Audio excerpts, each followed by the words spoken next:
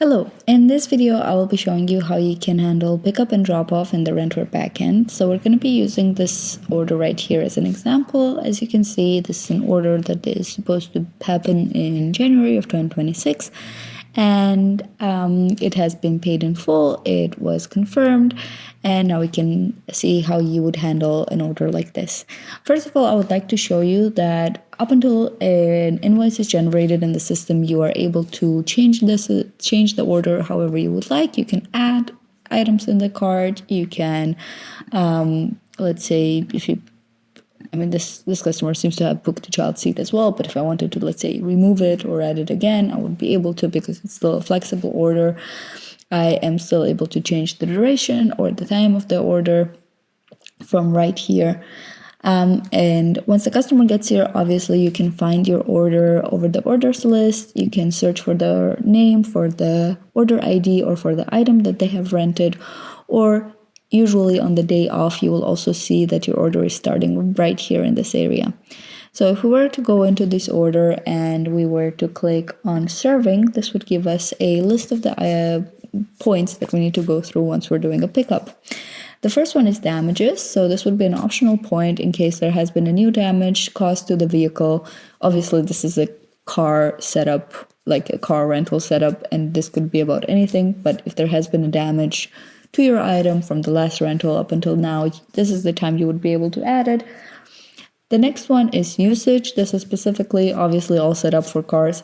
So the current mileage for this is 600. Let's say we took it out for a little drive since the last time it was rented, so now it's at 650. The fuel level, we're giving it out in full, and we're giving the car out in perfect condition, perfectly clean. Now, there's this 2 points, checklist and documentation. These are possible to set up completely individually to each of the items depending on what it needs. So in this case, I set up that you need to check the customer's driver's license and ID, and you have to make sure that you give them 2 keys. So I go through my checklist, I check everything up, I confirm it. Please keep in mind that this entire flow can be done on mobile devices as well. So if you have a tablet or a phone, you would be able to even go through this more comfortably. I'm just doing this on desktop because the next point that we have, documentation, this is where you upload files. So this is where, in this case, I set up that I want a picture of the car's condition, so how it looks, 2 pictures of it. Right now I would have to upload it from my hard drive, as you can see, but if you were on your phone, you would be able to just take a picture of it and upload it directly. So if I confirm this, the last point that we have left in our little pickup checklist is that we get the customers to sign the information that they just gave us, and we sign it once ourselves. Once I save this and I move the order to serving, I am able to go ahead and click on actions and generate a pickup protocol.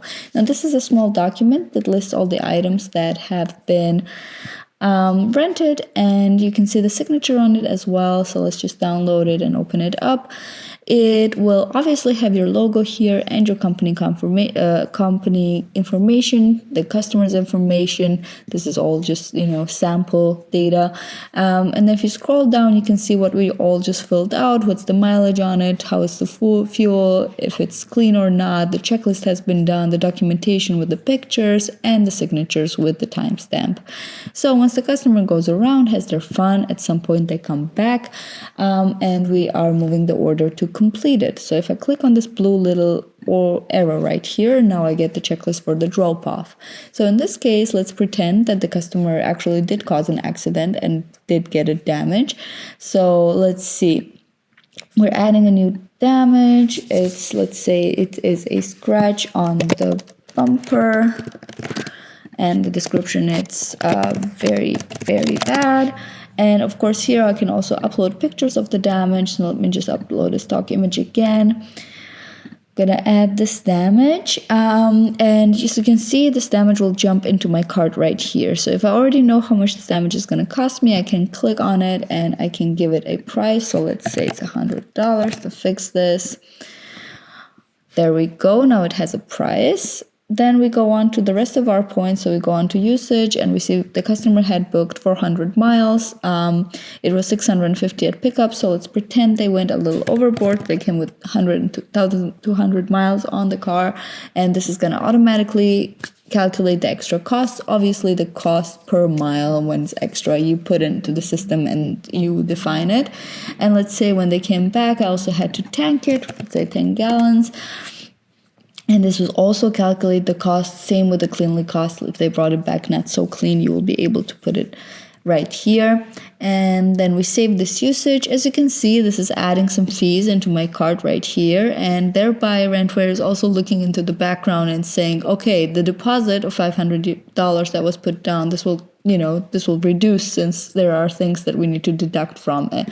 So when I go into the deposit refund right now and I choose custom, this will automatically tip in the amount of money that would be left over if the deposit were to cover my extra mileage costs, fuel costs, cleaning costs, and the damage that was caused. If the deposit had been paid online, then at this point you would be able to not just choose a payment method, but you would be able to refund it to the original payment method. Since this is a test order, then I will have to choose a offline payment method. So basically pretend refund it, but in a normal case you would be able to refund this to the original payment method right away. So you can handle deposit. You can handle the deposit right here. And then we go on to the rest of it. You make sure that the 2 keys have been given back, and you upload 2 new pictures of the car's condition at the current state. There we go. So I confirm it. And the last step is the signature. I sign it. As you can see, the customer also kind of sees a little bit of a preview of what they're signing on, and you save this. Now, this last point in this case is kind of irrelevant because this is obviously a test order, but should a customer come back a tiny bit early, so if we were on the 31st of January right now, and they came back, let's say not 1:30, but at 9 a.m. in the morning, I would be able to check this off so that my vehicle would be immediately ready to be booked again if I wanted it to. By this, I can complete my booking, so my order is completely completed now. I can go into actions and I can now generate the completion protocol.